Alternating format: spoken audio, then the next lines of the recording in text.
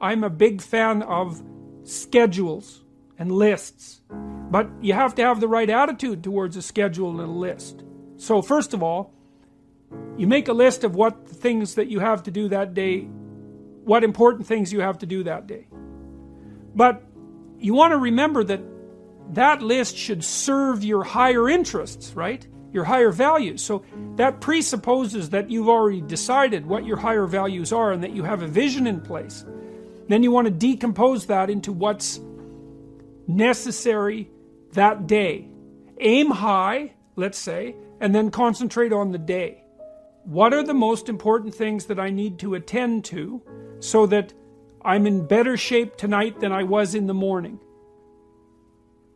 And if you ask yourself that question, you have to want the answer, which is rather demanding, let's say.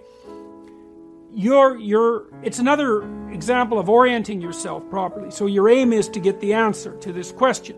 And your perceptions and your thoughts will organize themselves around that question, and you'll get answers. Like they'll rise up, in that mysterious way that thoughts rise up. And some of them you'll find uncomfortable because your mind will present you with demands to do things that you may have been avoiding or that you find difficult or challenging. But you can train yourself to set yourself a list of tasks for the day that do put you in better shape that night than you were in the morning. It doesn't help to shy away from difficult issues because you're stuck with them. They're not going away. The best you can do is something worthwhile in the face of them. And so you figure out what that worthwhile thing is, and then then you practice implementing. That gives you some character and some strength, and that's the sort of thing that can help transform you into a leader. What you do is actually important, and what you leave undone as well. Both of those things. Like each individual is more significant and has more impact than they think, for better or for worse. I mean, you can think about it this way, in your lifetime you're going to directly influence at least 1,000 people, and each of those 1,000 people will influence 1,000, and so that's 1,000,000 people, one person separated from you, and 1,000,000,000 people, two people separated from you. We live in a network, and we're really tightly associated with one another, and if you hold your head high and you confront the future courageously and you put your life together and you develop a integrated and valuable plan and you implement it and you're a trustworthy person, you have an unbelievably positive effect on everything around you. And so it actually matters that you do these things. And I don't believe that it really matters where in the formal power hierarchy you sit.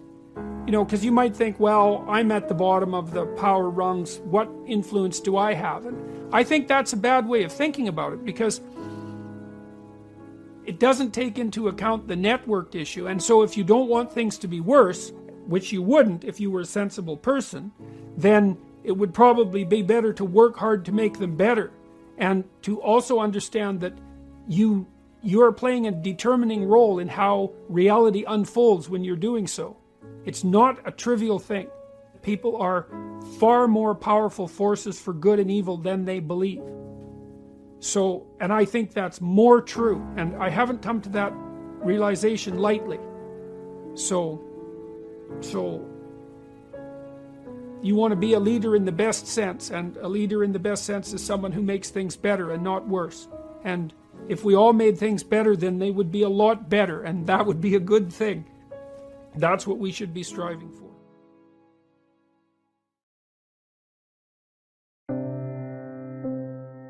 To be precise in your speech does two things. It specifies your goal, and it reduces uncertainty. You see what you aim at. And I don't mean that metaphorically.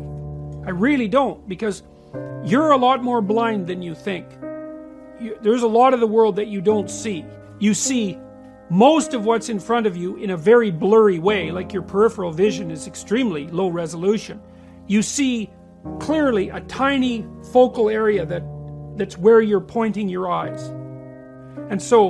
And you point your eyes at what you want to pay attention to, And what you want to pay attention to is generally associated with what you want. So what that means is that the world reveals itself to you in relationship to what you want. And so that's really helpful because you want to see the world so you don't stumble blindly through it and fall into a pit. You want to get to where you're going. And so if you specify where you're going very clearly, then that enables you to see the pathway forward. Now, the upside to that is that you can probably get to where you want to go. The downside is you also make your conditions of failure very explicit. And that's hard on people in the short term. You know, it's easy to delude yourself and to leave everything vague because then you can't tell when you're failing. But that doesn't stop you from failing, it just stops you from seeing it while it's happening. Then the other advantage to being precise in your speech and your aims is that helps you tell the difference between what's important and what isn't important. And you want almost everything to be not important. You know, in times of crisis in your life, everything becomes important. So imagine that you have a new physical symptom that's distressing and you don't understand it. So then you're thinking, oh my God, what's happening? Am I collapsing physically? Have I got a serious illness? Is it a fatal illness? What's going to happen to my family? Is my whole life going to fall apart? Like, what happens when something that you can't specify occurs is that everything becomes relevant.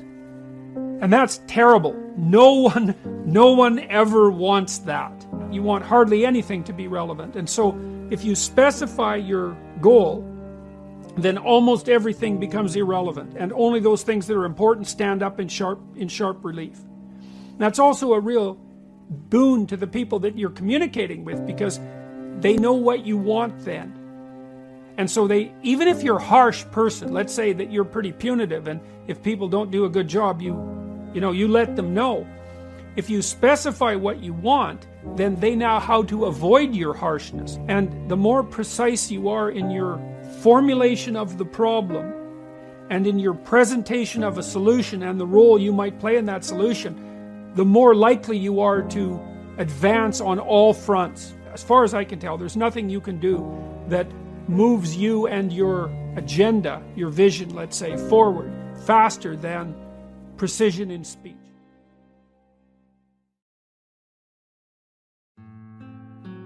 You have to know what it is that you're doing with your life, let's say, generally speaking, but more particularly in the next 3 to 5 years. What do you want? What do you want from your friends, your family, your intimate relationships, your employment, your education, your care of your mental and physical health, your response to temptations like drug and alcohol use? If you could have what you wanted, if you could lay your life out properly, how would you be functioning across those 7 dimensions? Why would that work for you? Why would it work for your family? And why would it work for the broader community? Then that gives you a reason. And if you have a reason that's well thought through, that you find compelling, so that's a compelling story, let's say, the kind of compelling story a leader might tell, then that will provide you with motivation to do the things that are difficult that you need to do. So that's positive emotion, that motivation. It's a neurochemical system that runs on the chemical dopamine. And it's the neurochemical system that underlies people's willingness to undertake something voluntarily. So we experience most positive emotion in relationship to a goal. And what that means is if you don't have a goal, then you don't have any motivation. And so what that means is you better have your goals well delineated, because that way you'll be maximally motivated. Now, the additional advantage to that is that if you have your goals delineated and they're compelling goals for you, it also makes you less anxious and uncertain and stressed, because your pathway forward into the future is mapped, and that makes it more certain, and uncertainty causes stress and physiological load. Okay, so you want to have your large-scale vision, you want to have it thought out on a 3 to 5 year basis, you want to have it cover those 7 or so dimensions that we already described. You want to see why it's relevant to you and your family and the broader community. You want to break that down into your monthly, weekly, and daily practices, and if they can be routinized, then so much the better. And then that becomes built into you. So what happens neurologically is that when you do something new, you use almost your whole brain. That's a good way of thinking about it, particularly the right side of it, the right hemisphere. And as you practice something, the amount of your brain you use gets smaller and smaller and moves leftward until you basically build a effective little machine at the back that takes care of it automatically. Routinizing things decreases the cognitive and physiological load. It's a big deal. And if you routinize good habits, then they become part of your character and part of what people come to expect of you.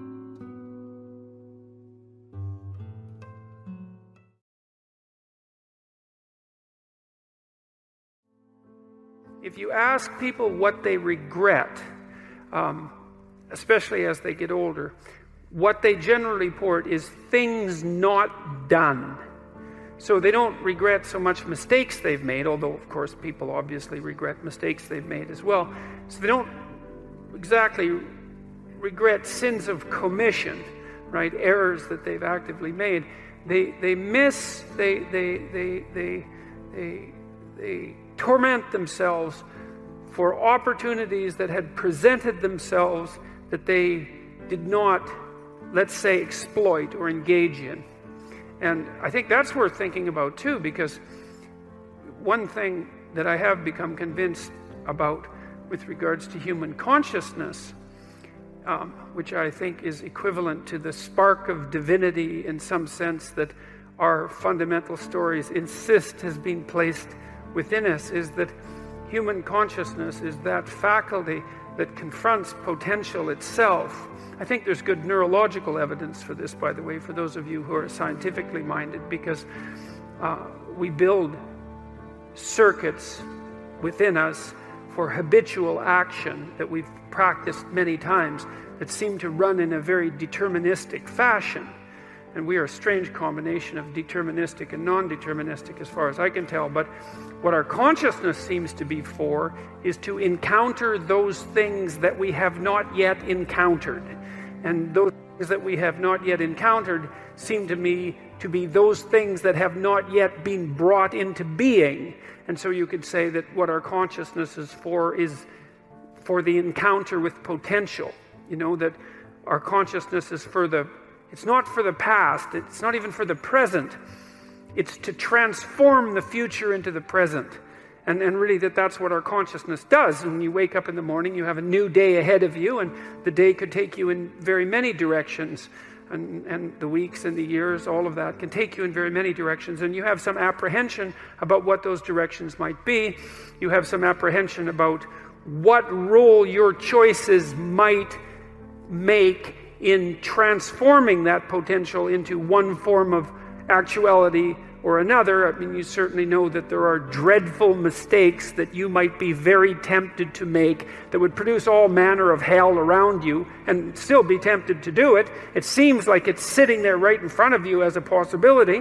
You also know that, you could haul yourself up out of bed and attend to your duties and do the sorts of things that you're supposed to, and set a few things right that day and that week, and that likely things would at least not be worse, and they would probably be better. And I do believe that I don't understand how this can be the case. I don't understand how it is that consciousness can function in that way, because I think to understand that, we would have to understand what it means for the future to be only potential rather than actuality, and who the hell understands that? I mean, no one.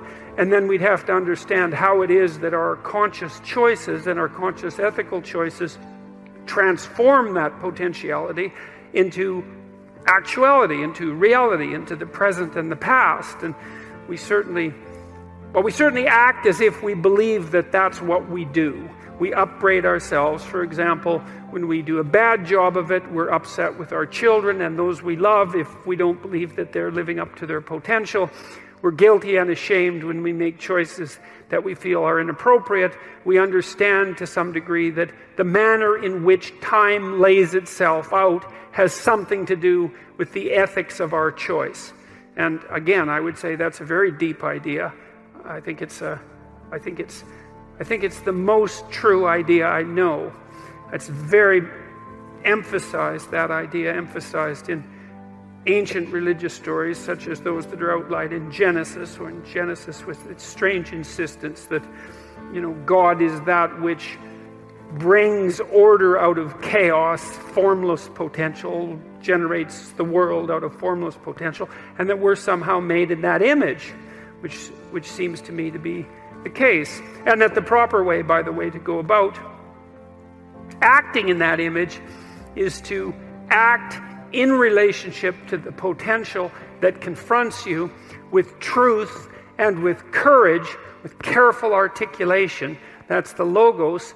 And that if you do that, then what you bring forth is good.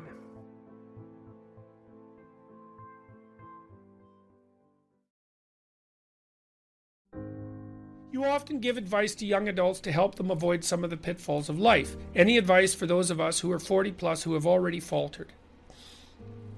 Look, first Graham, this is Graham. Everybody who is 40 plus has already faltered, but I'm presuming that you mean faltered in a manner that appears to you to be above the average, right? Well, what I would really recommend is, I think that you should, if you haven't already, you should go do the future authoring program and maybe the past authoring program too, because you should figure out exactly how you faltered. Like, what exactly did you do wrong by your own analysis, right? I'm not saying, well, what social rules did you break? Although that's not a bad initial guideline. It's like, so in the self-authoring suite, there's a past authoring module, and it asks you to break your life into 7 epochs, and then to consider the emotionally significant or practically significant events within each epoch, and to detail out their emotional nature and their consequences and so on. And one of the things you might want to figure out is, well, when you say that you faltered, like, what do you mean exactly? And I mean exactly. Go over your life with a fine-tooth comb. This is what Alexander Solzhenitsyn did, by the way, in the Gulag, before he wrote the Gulag Archipelago. He went over his life and said, okay, well, like, where did I go wrong? What did I squander? What mistakes did I make? And what did I do right? So that you can orient yourself now. And then you want to think, and this is why we built the future authoring program, well, look, you got 40 years left, man. So what do you want them to be like? So what do you want to aim at? At least, how are you going to minimize the misery if nothing else? And so you need a plan. And then what you need to do is to figure out how to work day to day so that you incrementally approach that plan. So I have another chapter in this new book called Compare Yourself to Who You Were Yesterday Rather Than to Who Someone Else Is Today. And that's really a useful psychological stance for someone who's 30 and over in particular. 20-year-olds can still kind of compare themselves to other 20-year-olds because all 20-year-olds in some way are the same. But 40-year-olds are really different from each other, and so are 30-year-olds for that matter. So you might think, okay, well, here's a meditative strategy for ceasing to falter. You could wake up in the morning, or you could do this at night before you go to bed, and you could think, okay, look, I want to structure my day tomorrow so that when I'm done with the day, my life is in slightly better order than it was when I woke up this morning. It's just slightly better, because incremental progress is massively, massively effective, because it bears exponential fruit, just like a bank account. Compounds. Incremental progress compounds with time. So you can get up in the morning and you can think, okay, there's some things in my life that I could put in order today. They're usually things you don't want to do, as I mentioned earlier. What could I do today that would help put my life in order that I would do? And you have to ask yourself. You can't tell yourself. You have to ask yourself, what would you do? And then maybe you have to say, well, or maybe you have to say, under what conditions would I be willing to do something to put my life in further order today? What little reward would I need to give myself? And these have to be questions. You can't like take out the whip and boss yourself around, because you'll find that you're a terrible master and a worse slave. And so you can get a long ways if you look low enough. One of the things Carl Jung said, which I really liked, was that modern people don't see God because they don't look low enough. They don't have the humility. Now, you said that you have already faltered, so it sounds like you've got the humility already intact. So I would say, think about what you want. Think about what you know around you isn't set right, because you'll know. Make a list of things that around you that aren't right, and then start thinking about small things you can do, like trivial things that even a fool like yourself could manage, that would orient you in the right direction and help straighten out your life. And try that for a year before you decide that you're a failure, because you'll find that if you put that into practice for a year, that things will be a lot better. And like I said, you got 40 years left, so you're not done yet, man. The other thing I would say too is,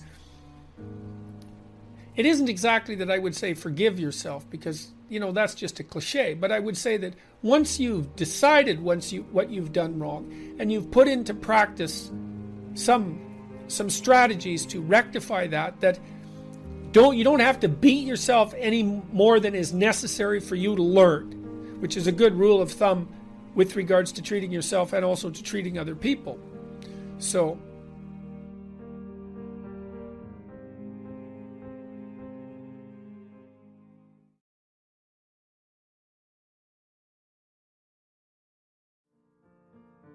worth asking yourself. It's like, drop what you're doing that's foolish, that you know is foolish, and pick an aim that's worthwhile, to make things better for yourself, like you're worth taking care of, like you're worth something, and to surround yourself with people who believe the same, and who are rejoicing in your accomplishments and unhappy when you fail, right? And you're comparing yourself to your accomplishments of yesterday and not to someone else's today, so that you're not jealous and bitter. And you put your own house in order so that you're not cursing the world when some of its disarray might be your fault. And you're trying to pursue something meaningful, and you're doing your best to tell the truth and all of that. And then you see what happens. Who the hell are you? You think you're a miracle of some bloody bizarre sort. We've been around for 3.5 billion years. Every single one of your relatives propagated successfully. And here you are, against all possible odds, in this world of hell in some sense, and bitterness and tyranny and malevolence. And yet God only knows what's inside you, this capacity for consciousness, the capacity to confront potential and to turn it into something good. That's us, man. That's the Western story. That's the individual as the cornerstone of the state. That's our responsibility. And it really is who we are. And so we need to know that, and we need to remember it, and we need to act it out. And then maybe we can see what we can do about it, and see how good we could make things. And maybe that would be the purpose of your damn life, right? Not to be happy. It's like, there's problems to be solved. Be happy after you solve the goddamn things, right?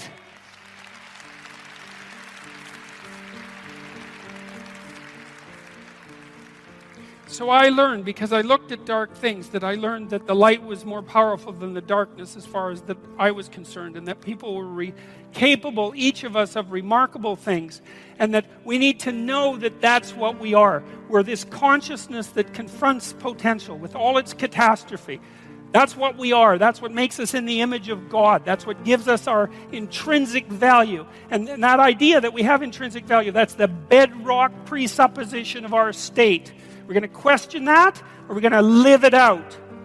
Better to live it out. Find out who you are. Thank you very much.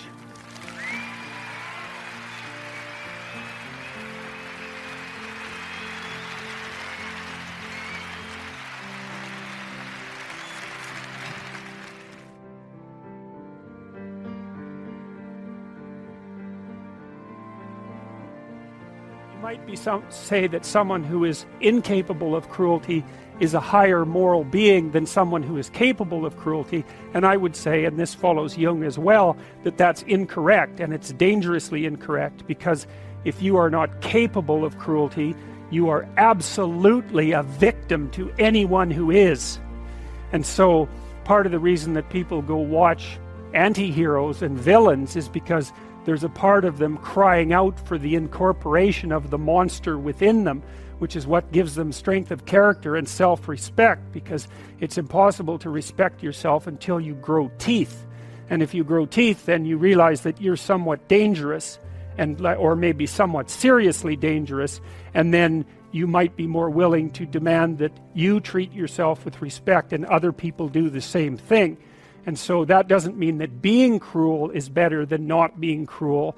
What it means is that being able to be cruel and then not being cruel is better than not being able to be cruel. Because in the first case, you're nothing but weak and naive. And in the second case, you're dangerous, but you have it under control. And you know, a lot of martial arts concentrate on exactly that as part of their philosophy of training. It's like, we're not training you to fight. We're training you to be peaceful and awake and avoid fights. But if you happen to have to get in one, and I guess the philosophy also is that if you're competent at fighting, that actually decreases the probability that you're going to have to fight, because when someone pushes you, you'll be able to respond with confidence, and with any luck, and this is certainly the case with bullies, with any luck, a reasonable show of confidence, which is very much equivalent to a show of dominance, is going to be enough to make the bully back off. And so the strength that you develop in your monstrousness is actually the best guarantee of peace. And that's partly why Jung believed that it was necessary for people to integrate their shadow. And he said that was a terrible thing for people to attempt, because the human shadow, which is all those things about yourself that you don't want to realize, reaches all the way to hell. And what he meant by that was, it's through an analysis of your own shadow that you can come to understand why other people are capable, and you as well, of the sorts of terrible atrocities that characterized, let's say, the 20th century. And without that understanding, there's no possibility of bringing it under control. When you study Nazi Germany, for example, or you study the Soviet Union, particularly under Stalin, and you're asking yourself, well, what are these perpetrators like? Forget about the victims, let's talk about the perpetrators. The answer is, they're just like you. And if you don't know that, that just means that you don't know anything about people, including yourself. And then it also means that you have to discover why they're just like you. And believe me, that's no picnic. So that's enough to traumatize people, and that's partly why they don't do it. And it's also partly why the path to enlightenment and wisdom is seldom trod upon, because if it was all a matter of following your bliss and doing what made you happy, then everyone in the world would be a paragon of wisdom. But it's not that at all. It's a matter of facing the thing you least want to face. And everyone has that there's this old story in King Arthur where the knights go off to look for the Holy Grail, which is either the cup that Christ drank out of at the Last Supper, or the cup into which the blood that gushed from his side was poured when he was crucified. The stories vary, but it's basically a holy object, like the phoenix in some sense, that's a representation of transformation. So it's an ideal. And so King Arthur's knights, who sit at a round table because they're all roughly equal, go off to find the most valuable thing. And where do you look for the most valuable thing when you don't know where it is? Well, each of the knights looks at the forest surrounding the castle and enters the forest at the point that looks darkest to him. And that's a good thing to understand, because the gateway to wisdom and the gateway to the development of personality, which is exactly the same thing, is precisely through the portal that you do not want to climb through. And the reason for that's actually quite technical. This is a Jungian presupposition too, is that, well, there's a bunch of things about you that are underdeveloped, and a lot of those things are because there's things you've avoided looking at because you don't want to look at them, and there's parts of you you've avoided developing because it's hard for you to develop those parts. And so it's by virtual necessity that what you need is where you don't want to look, because that's where you've kept it.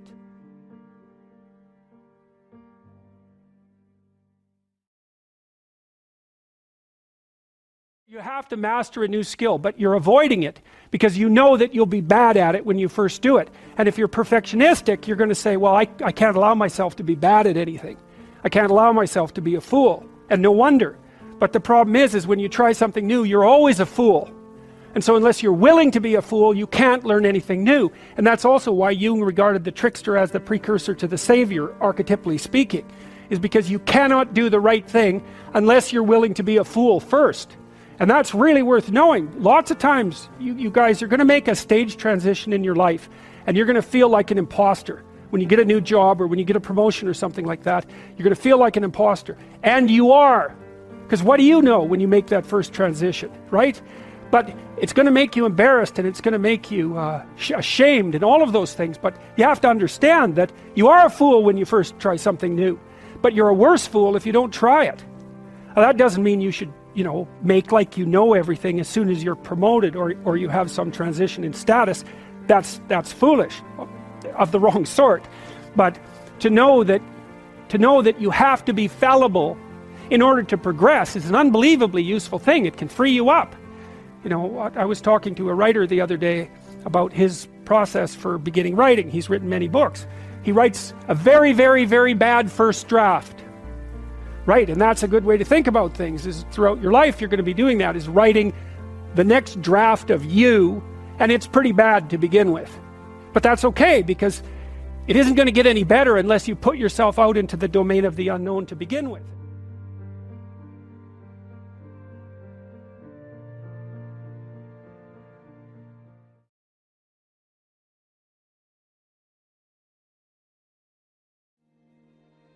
Your brain can tell you when you're optimally situated between chaos and order.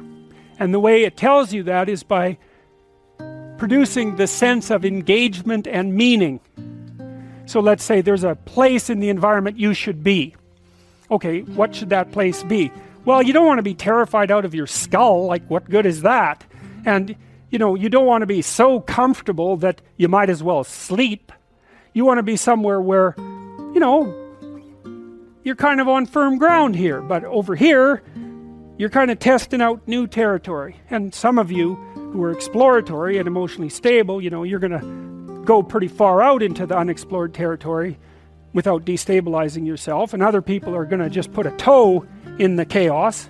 And, that's neuroticism. Basically, that's your sensitivity to threat. That's calibrated differently in different people, and some people are more exploratory than others. That's kind of extroversion and openness working together, and intelligence. So some people are going to tolerate a larger admixture of chaos in their order. Those are liberals, by the way, and I mean that technically. Liberals are more interested in novel chaos, and conservatives are more interested in the stabilization of the structures that already exist. And who's right? Well, it depends on the situation, and that's why conservatives and liberals have to talk to each other, because one of them isn't right and the other wrong. Sometimes the conservatives are right and sometimes the liberals are right, because the environment's going like this. You can't predict the damn thing, so that's why you have to communicate, and that's what a democracy does. It allows people of different temperamental types to communicate and to calibrate their damn societies. So anyways, let's say you're optimally balanced between chaos and order. So what does that mean? Well, you're stable enough, but you're interested, right? Because a little novelty heightens your anxiety. That wakes you up a bit. That's the adventure part of it. But it also focuses the part of your brain that does exploratory activity. And that's actually associated with pleasure. That's the dopamine circuit. And so, if you're optimally balanced, and you're there when you're listening to an interesting conversation or you're engaged in one. It's a real conversation. You're saying some things and the other person is saying some things they know, but the both of what you know is changing. It's like, wow, that's so interesting. You'll have a conversation like that forever. Or maybe you're reading a book like that. Or you're listening to a piece of music that models that. Because what music does is provide you with predictable forms, multi-level predictable forms that transform just the right amount. And so music is a very representational art form. It says this is what the universe is like. There's a dancing element to it, repetitive, and then cute little variations that sort of surprise and delight you, and you think, wow, that's so cool. And it doesn't matter how nihilistic you are, music still infuses you with a sense of meaning, and that's because it models meaning. That's what it does. That's why we love it. And you can dance to it, and that sort of symbolizes you putting yourself in harmony with these multiple layers of reality and positioning yourself properly. And you like that too, you'll pay for it. Oh boy, I get to go dancing, Oh boy, I get to listen to music. It's like, what the hell are you doing listening to music? What good is that? Well, you think that's a stupid question. I don't care about your dopey criticism. I'm going to listen to some music, right? There's no rational argument against music. It's like, you just don't even think about it. You just walk away from someone who's stupid enough to ask that question. It's like,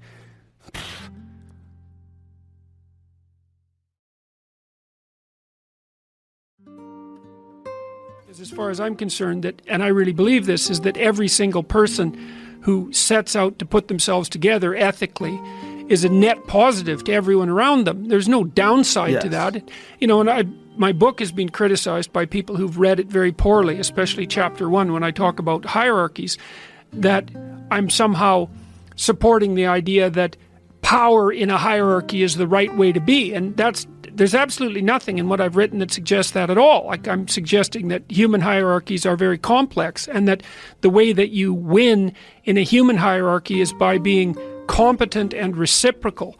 And so, I mean, for example, even if you're selfish, let's say, you got to think very carefully about what that would mean if you were selfish and awake, because you have to work to take care of yourself and what you want, say, in this moment.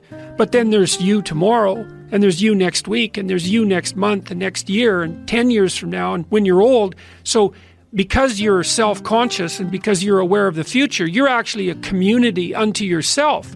And if you're selfish and impulsive, all that means is that you're serving the person you are right now, you know, in that impulsive way, but not the person you're going to be. And so that's not a good grounds for any sort of ethical behavior.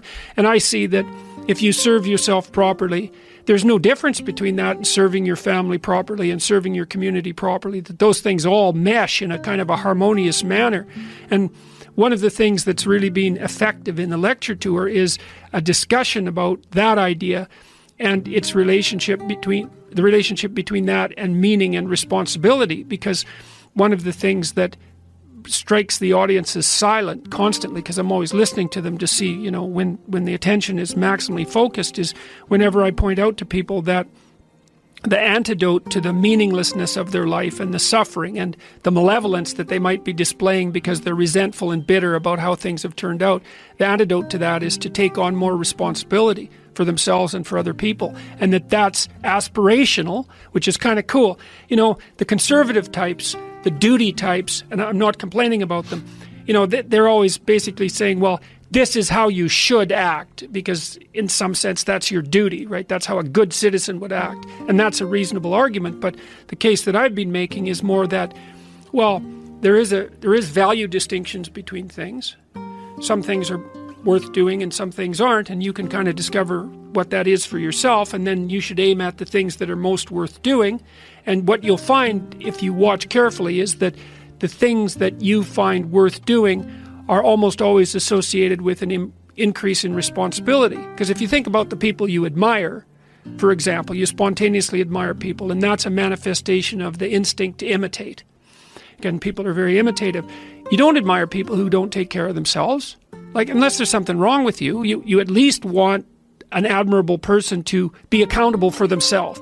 And then if they've got something left over so they can be accountable for their family, well, then that's a net plus, obviously. That's someone you think is solid. And then maybe they take care of some more people. They have a business or they're involved in the community in some positive way. You see, well, that's a person whose pattern of being is worth imitating. And that's all associated with responsibility. And it's so interesting because it's as if everybody kind of knows this, but that it hasn't crystallized. It's like, well, you should be responsible because that's what a good citizen is. It's not, no, you should be responsible because you need to have a deep meaning in your life to offset the suffering so you don't get bitter. And the way you do that is to bear a heavy load, you know, to get yourself in check for you now and for you in the future, and then to do the same for your family and your community, and that there's real nobility in that, and there's real meaning. And more, the other thing that I've been suggesting to people, and I also believe this, is that, and I think that the guys that have come to talk to me, especially the ones that have had real rough lives, they really understand this. If you don't get your act together and you let yourself slide, then what kind of moves in to take the place of what you could have been is something that's really not good at all. So it's not only that if you're living like a dissolute life, that you're not aiming at anything positive, and so you don't have any real meaning, and you're subsumed by anxiety and all of that, and hopelessness. But something kind of hellish moves in there too to occupy that place, and so then you end up making things worse. And when, one of the things I learned about studying totalitarian systems, whether they were on the right or the left, was that part of the reason that the totalitarian horrors of the 20th century manifested themselves was because average people didn't take on the proper responsibility. They shut their eyes when their eyes should have been open, even though they knew it. And they did and said things they knew they shouldn't have done and said. And that was what supported those horrible systems. So, if you don't get your act together, then you leave a little space for hell.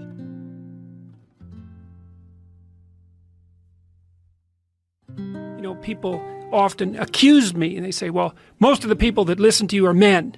And I think, when you're accused like that, your automatic response is, well, you wouldn't be accused if you weren't doing something wrong. So there must be something wrong about that. It's like, why isn't it 50% women? And so I've said things like, well, 80% of the people who watch YouTube videos are men. And so the fact that 80% of the people who watch my videos are men isn't that surprising given that base rate. But then about 3 weeks ago, I started thinking, well, what the hell am I doing? It's like, what, is there something wrong with talking to men? Is that actually a problem? It's like I didn't set out to do that specifically, but if that's the way it's working out, and there is a majority of men coming to my shows, say, then why is that all of a sudden supposed to be a bad thing? I'm asking men to be more honest, and especially in their speech and their thinking, and to be more responsible for themselves and for their family and for their community, and to grow up and to shoulder their burden and to live a responsible and meaningful life, and putting those two things together conceptually. And it's like, and then there's an accusation about that, as if there's something wrong. And I thought, well, why am I even playing into this? It's like, fine, I'm talking to men, I'm encouraging them, and I am absolutely thrilled. Like every time someone comes up to me, and that's happening, maybe 100 times a week or something like that, and tells me one of these stories about how they put their life together. It's like, I'm absolutely thrilled about that. And so I don't see, it's just a sign of how pathological our times have become, in some sense, that there would have been any guilt about that to begin with. Because how is that not a good thing, man?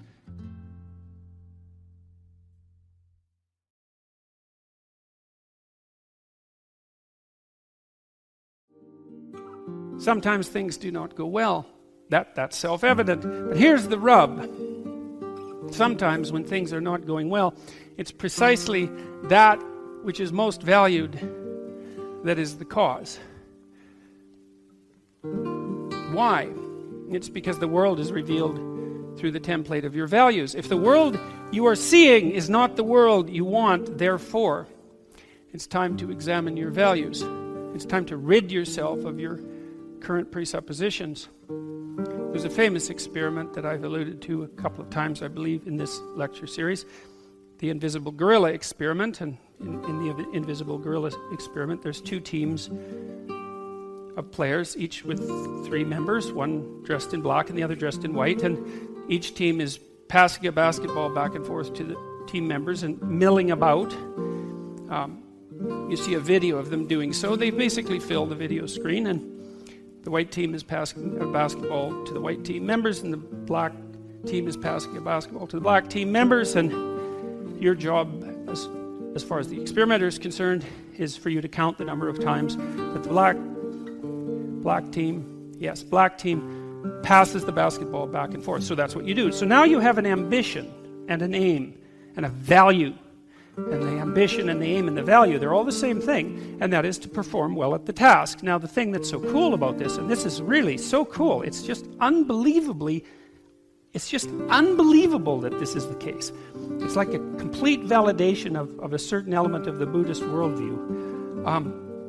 So they pass the ball for a couple of minutes, and then the experimenter says to you, how many? And you say 15, and because you're happy with yourself because you've been paying attention, and the experimenter says, yeah, that's right, or maybe not, maybe you missed one. And then the experimenter says, did you see the gorilla? And half of you say, what gorilla? Like, really? And the experimenter says, yes. And then he rewinds it and plays the video, and sure enough, in walks this guy in a gorilla suit, 6'3" or so, stands in the middle of the game, right in the middle of the game, the same size as the players, perfectly, obviously evident, beats his chest for like a second and a half, and then sort of saunters off. And half the people who watch the video don't see the gorilla, which is absolutely shocking. And what that means is that your ambitions blind you to the nature of reality. Now, they illuminate some reality, but they blind you to most of it. And that's fine, because there's not a lot of you in some ways. You're a very pinpoint thing, like a laser beam. And so you just can't be attending to everything all the time. But one of the things that you might ask yourself once you know that is that if you're suffering dreadfully, then one possibility is that you're so fixed on the point, you're so fixed on a point, the fact that you're so fixed on the point that you're fixed on might be integrally related to why things are going so catastrophically wrong.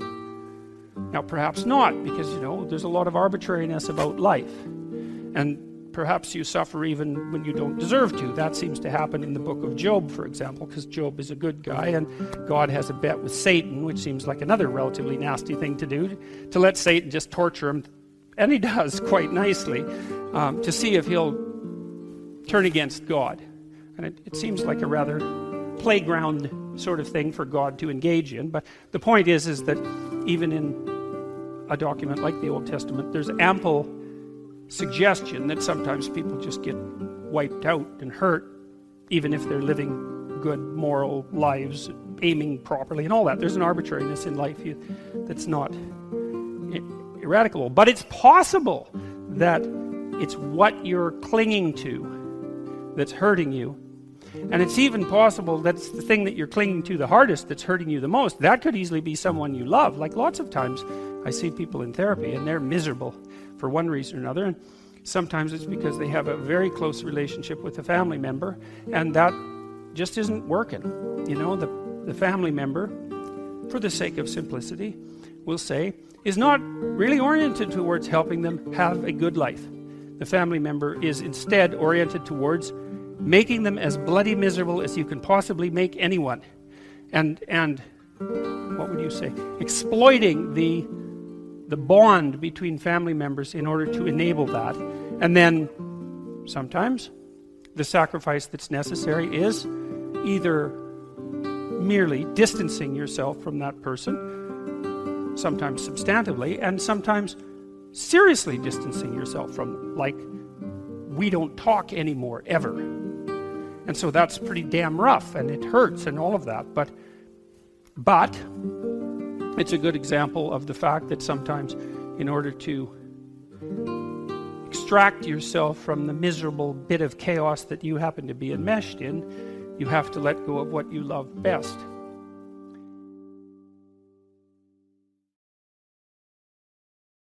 If the world you are seeing is not the world you want, therefore it's time to examine your values. That's really worth thinking about, because the alternative too is to curse fate. Right? Because if it isn't you, and there's nothing you can do to change, there isn't something you're doing that's wrong, then it's fate itself, it's the world itself, it's other people, let's say, because they're a huge part of the world, or it's the nature of the world itself, or it's God himself in whatever form you either believe in or don't believe in, because it's fundamentally all the same in the sort of situation that I'm describing. So, and one of the things that's really interesting, and I mentioned this before about the Israelites in the Old Testament, is that they got this right. It's really something, because what happens to the Israelites over and over in the Old Testament is that they get all puffed up about how wonderful they are, and then they make moral errors because they're arrogant, and then God comes along and just cuts them into pieces for like generation after generation, and then they wobble back to their feet, but they always maintain the same attitude, which is, we did something wrong. We did something wrong. It's like an axiom rather than observation, is that if things are not laying themselves out for us as they should be, then we cannot curse God. We have to look to ourselves. Well, and you think, well, why not curse God? Because maybe it's his fault. And that's a really good question. And one of the things that I've tried to figure out over the last 30 years is, well, why not just curse God? Because there is this arbitrary element to existence, and we are vulnerable, and there is plenty of suffering, and things are unfair. Like, there's problems, right? There's injustice and unfairness and all of these things, and endless suffering. So why not just lay it at the feet of God? And whether God exists or not, in some sense, by the way, with regards to the metaphysics of this particular discussion, is not relevant. The point remains the same either way.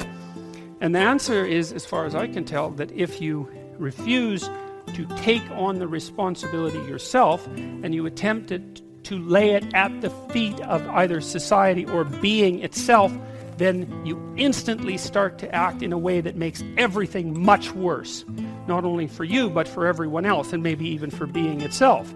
And so, no, it's not helpful. Now, if you decide that it's you've got the problem, maybe that's not even true. Like, maybe you are someone who's being tortured by the bet between God and Satan, and like, too bad for you if that happens to be the case.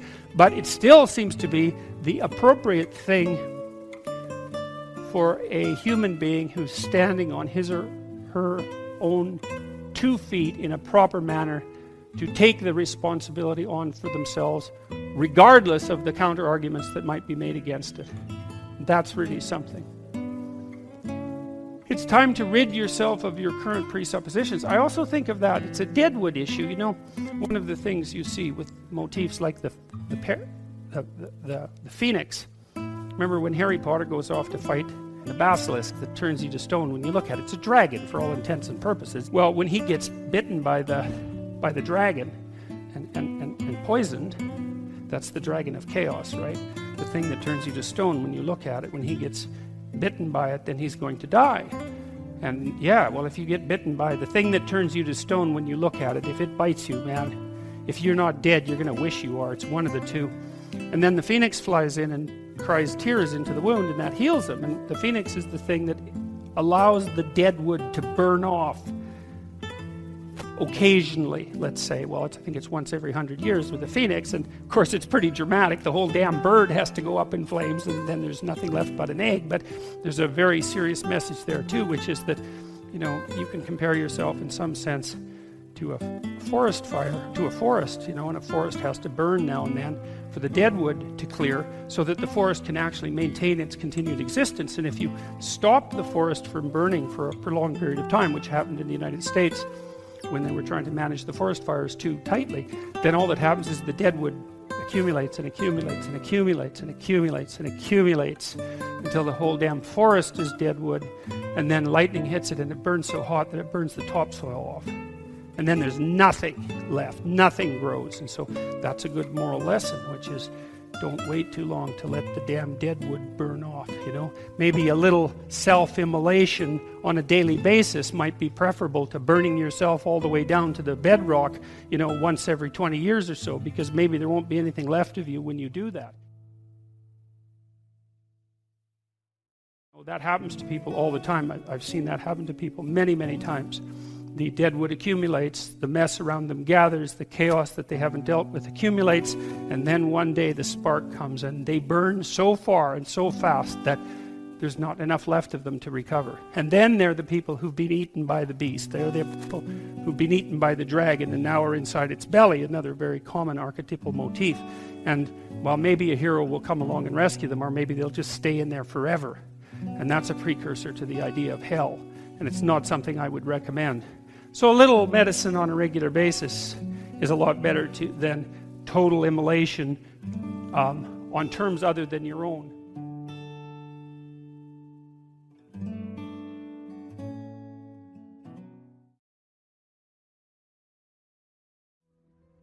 We have to move forward towards things because we have requirements. There are things that we require to keep us alive and to keep us wanting to be alive as well. And those are different things. And we move forward towards things that we value. So there's two propositions there. The first is that we have to move forward because there are things to move forward to, because there are things we need and want. And the second is that to move forward towards something is simultaneously to value it. And so one of the implications of that is that we always live in a framework of value. There's no escaping that, and that we're moved forward. I detailed this out quite substantially in my book, Maps of Meaning, but we're always at a place, and and we're always moving towards a place that in principle has some advantage over the place we're at. Otherwise, why move towards it? And so what that means is that there's no life without value. At least there's no human life without value. Out of necessity, and also not only out of necessity at the physiological level, but also out of necessity at the psychological level, because another thing that you might point out, that I think is usefully pointed out, is that not only do you have to move from point A to B in life, but point A is often a very difficult place to be, because we're fragile and bounded and mortal and limited, and because we know that. And so one of the implications of that, as many great religious traditions are at pains to illustrate or demonstrate or proclaim, is that life is essentially suffering. And I believe that to be a fundamental truth. But perhaps not the most fundamental truth, because I think the most fundamental truth is that despite the fact that life is suffering, people can transcend that. And partly the way they transcend that is by pursuing things of value. And so that if there is no value proposition at hand, then you have no meaning to justify the difficult conditions of your life. And that's brutally difficult for people. You know, Nietzsche said, he who has a why can bear any how. And you see, and I've certainly seen this as a clinical practitioner, that people who have no purpose in their life are embittered by the difficulties of their life. And they become first bitter, and then resentful, and then revengeful, and then cruel. And there's plenty of places to go past cruel. That's just where you start if you're really on a downhill path. All right, so those are the first propositions. The second proposition would be, well, if you're going to pursue something of value, because you're a social creature, you're going to pursue that thing of value in a social space, and that means you're going to compete and cooperate with people around you in the pursuit of that value. And what that inevitably means is that, given that the pursuit of anything valuable is going to be a collective enterprise, that you're going to produce a hierarchy, or maybe more than one hierarchy, but at least a hierarchy of competence in relationship to that pursuit.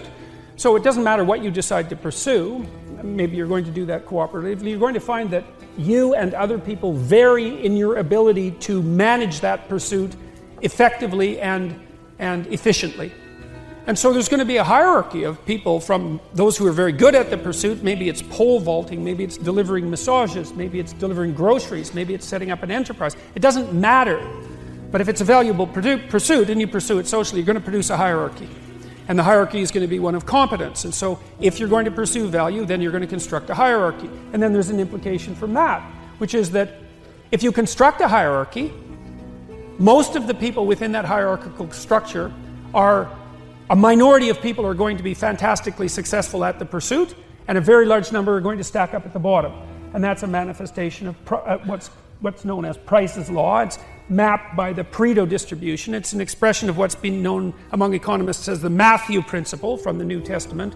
To those who have everything, more will be given. From those who have nothing, everything will be taken away. And it's an iron law of the distribution of success in hierarchies. Abraham is self-conscious, that's what this commentary says, but the thing is he moves forward despite that. He's self-conscious and he knows the danger, but he moves forward despite that. And that's actually the appropriate response in the face of actual non-naive understanding of what constitutes life. Like, if you're naive and you move forward, it's like, well, what the hell do you know? You know, there's no courage in naivety, because you don't know what there is to stop you. You don't know what dangers you might apprehend.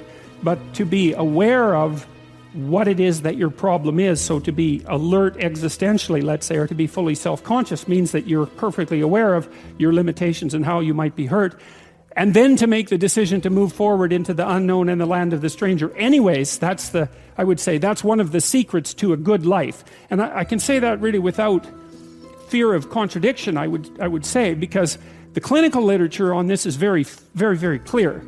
What you do with people who are afraid, and to some degree depressed, but certainly anxious, is you lay out what they're anxious about, first of all, in detail. What is it that you're afraid of? What might happen?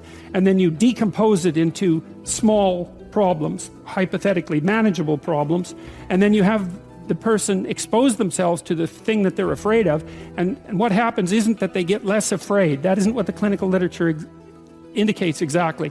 What happens instead is they get braver. And that's not the same thing, right? Because if you get less afraid, it's like, well, the world isn't as dangerous as I thought it was, you know, silly me. If you get braver, that's not what happens. What happens is, yeah, the damn world's just as dangerous as I thought, or maybe it's even more dangerous than I thought, but it turns out that there's something in me that responds to taking that on as a voluntary challenge and grows and thrives as a consequence. And there's no doubt about this. Even the psychophysiological findings are quite clear. If you impose a stressor on two groups of people, and on one group the stressor is imposed involuntarily, and on the other group the stressor is picked up voluntarily, the people who pick up the stressor voluntarily use a whole different psychophysiological system to deal with it. They use the system that's associated with approach and challenge, and not the system that's associated with defensive aggression and withdrawal. And the system that is associated with challenge is much more associated with positive emotion and much less associated with negative emotion. It's also much less hard on you, because the defensive posturing system, the prey animal system, man, when that thing kicks in, it's all systems are go for you, you know. The gas is pushed down to the pedals pushed down to the metal, and the brakes are on. You're using future resources that you could be storing for future time right now in the present to ready yourself for emergency. So there's nothing simple or trivial at all about the idea of being called to move forthrightly forward into the strange and the unknown. And there's a real adventure that's associated with that, right? So that's an exciting thing, which is part of the reason why people travel. And then also to see yourself as the sort of creature that can do that, is willing to do that on a habitual basis, is also the right kind of tonic for, I hate this word, for your self-esteem. You know, because the self-esteem has nothing to do with feeling good about yourself. As I already mentioned, there isn't necessarily a reason why a priori you should just feel good about yourself. But if you can view yourself acting in a courageous and forthright manner, and encountering the world and trying to improve your lot, and taking risks, you know, in a non-naive way, well, then you have something that you can comfort yourself with at night when you're wondering what the whole damn point of your futile and miserable life. And that's necessary, because it's often the case that you wake up at 4 in the morning, or at least sometimes the case that you wake up at 4 in the morning when things haven't been going that well, and wonder just what the hell the point is of your futile and miserable life. You have to have something real to set against that. It can't be just rationalizations about how, you know, you're a valuable person among others, even though that's true. That's not good enough. You need something that's more realistic to set against that. And observing courage in yourself is definitely one of the things that can help you sleep soundly at night when things are destabilized a little bit around you. So Zazu, the eyes of the king, comes to check out the king, and that's what's his name? What's the king's name? Mufasa, yeah, and he's a very regal-looking person, lion, and he stands up straight and tall, and that means that he's high in serotonin, because serotonin governs postural flexion. And if you're dominant and near the top of hierarchies, you tend to expand so that you look bigger than you could if you shrunk down. And so if you're a low dominant person, you wander around like this so that you look small and weak, and you don't pose a threat to anybody. But if you're at the top, you expand yourself so that you can command the space, and that's why he has that particular kind of regal posture. And if you look at his facial expression, you see that it's quite severe.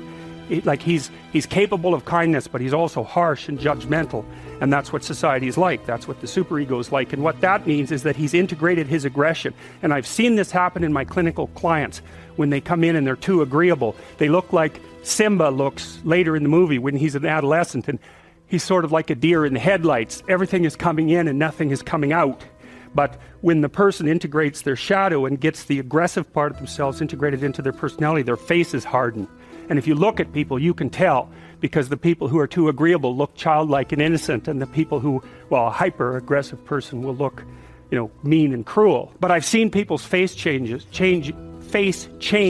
in the course of therapy, men and women. So, and what happens is they start to look more mature, and it's more like they're judging the world as well as interacting with it properly once they integrate that more disagreeable part of them. It's very, very necessary, and that's part of the incorporation of the Jungian shadow, or the incorporation of the unconscious from a Freudian perspective. But old Musafa there, he's already got that covered.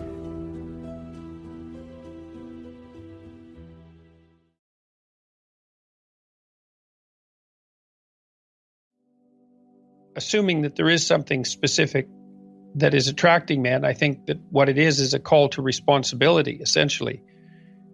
I think that people are, especially young men, are sick and tired of being fed a constant diet of, you're good enough, you should feel happy with who you are.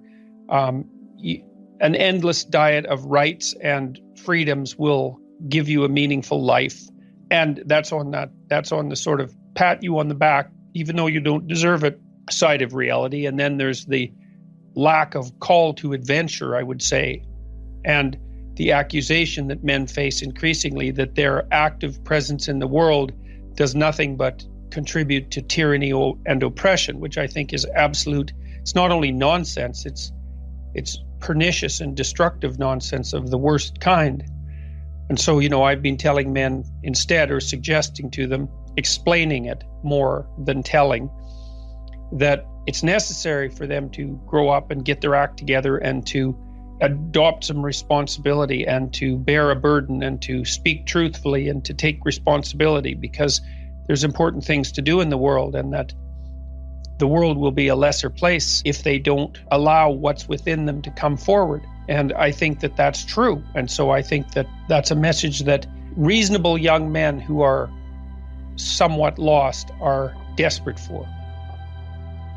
Well, if you're not going to be rewarded for your virtues and instead you're going to be punished for them, then what's your motivation to continue, especially when it takes a fair bit of effort to say truthful things and to shoulder responsibility? And if the consequence of that, so there's reason to avoid it to begin with, just as a consequence of the difficulty. But if the net effect of doing that is that you're accused before you even do anything wrong of being an upholder of rape culture and the patriarchal tyranny and the oppressive West, then why in the world would you want to contribute to that, especially if you start to believe it?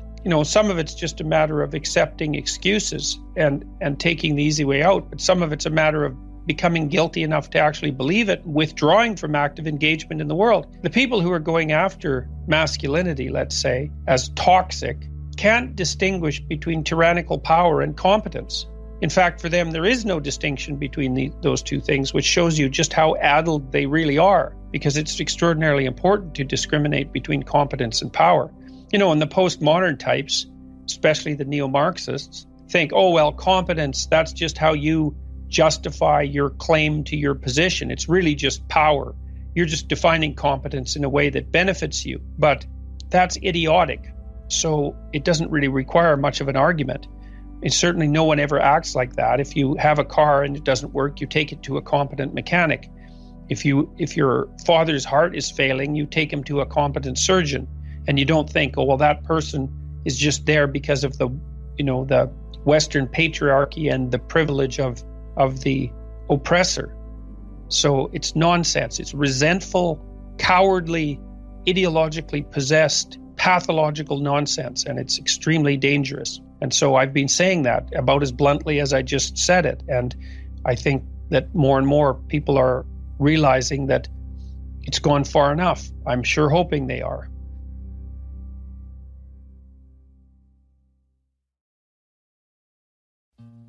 Life is very difficult. There's one of the most ancient of religious ideas that it emerges everywhere, I would say, is that life is essentially suffering. And what that means is that, well, people are fragile and vulnerable and mortal and prone to physical decay and mental illness and to a fair share of malevolence as well. We're fragile creatures. And that means that life is hard and painful and anxiety-provoking. And you need something to set against that's worthwhile. And that's your destiny in the world, say your positive destiny in the world.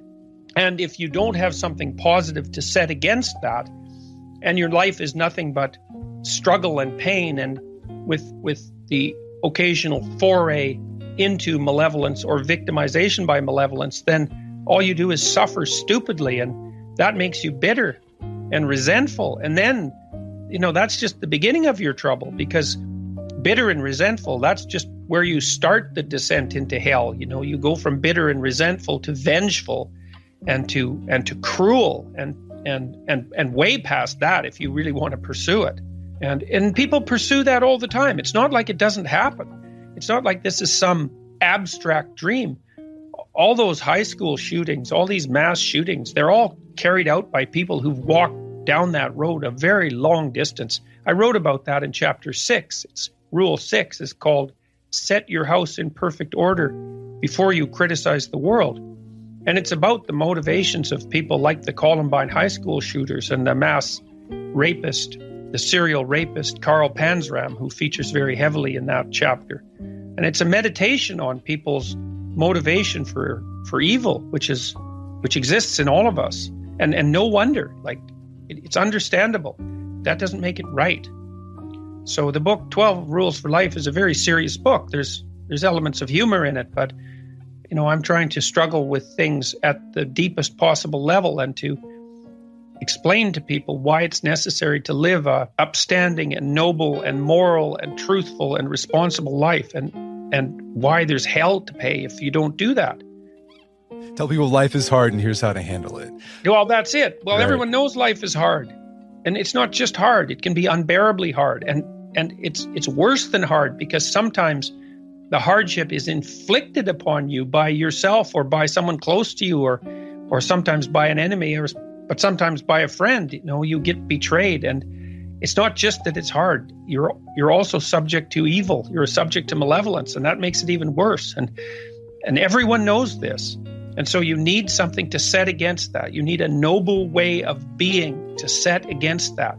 And the thing is, all of everything I've said so far in this program, I would say in some sense is very dark and pessimistic, But what's optimistic is that having established the truth of the matter, the suffering of life and the malevolence that's part of it, you can also discover that living a meaningful life in the face of that, a responsible, meaningful, truthful life, is actually possible, and it actually works.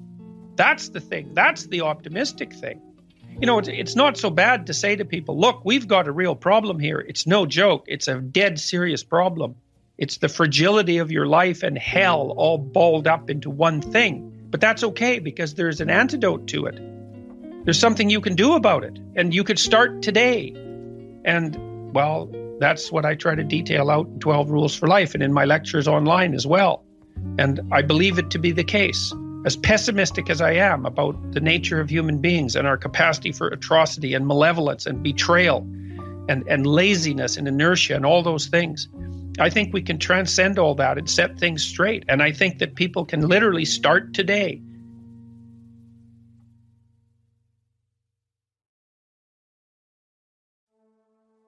I believe that the experience of meaning is an instinct. And you could think about it as the ordering instinct. It's more like the balancing instinct, but we'll start with ordering. There's a lot inside of you that needs to be ordered and set straight. Like you're a collection of motivations and emotions and thoughts and proto-actions and desires. Well, I suppose those are the same as motivations. You're a loose collection of all those things. And something has to bring all of that into a functioning order. And the experience of deep engagement, the experience of meaning, I think, is the manifestation of the instinct that orders you. And it orders you, and it orders your family, and it orders the world, the broader world as well.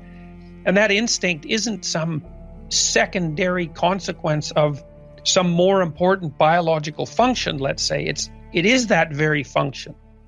And I think we know enough about neuroscience now. I think we know enough about how the brain operates to just make that statement categorically.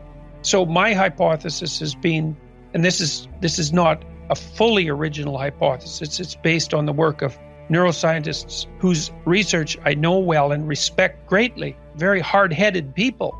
They believe, for example, that the left hemisphere is specialized for operation in explored territory, and that the right hemisphere is specialized for operation in unexplored territory. Well, you need to practice things. You need to know what you're doing, and you have to have a place where that works. So that would be explored territory or order or routine. And so part of your brain works well there. But then that's surrounded always by things that you don't understand. And so there's another part of your brain that has to work with the things you don't understand. And the sense of meaning occurs when you get those two systems working properly together, so that you're partly stable and secure and operating where you know what's going to happen next and it's going to be something that you want, but also expanding your competence at the same time and pushing yourself and stretching yourself so that if things shift on you, then you're going to be ready and prepared. And that's a deep instinct. That's the instinct of meaning, as far as I can tell. And it's an unerring guide to proper action in the world.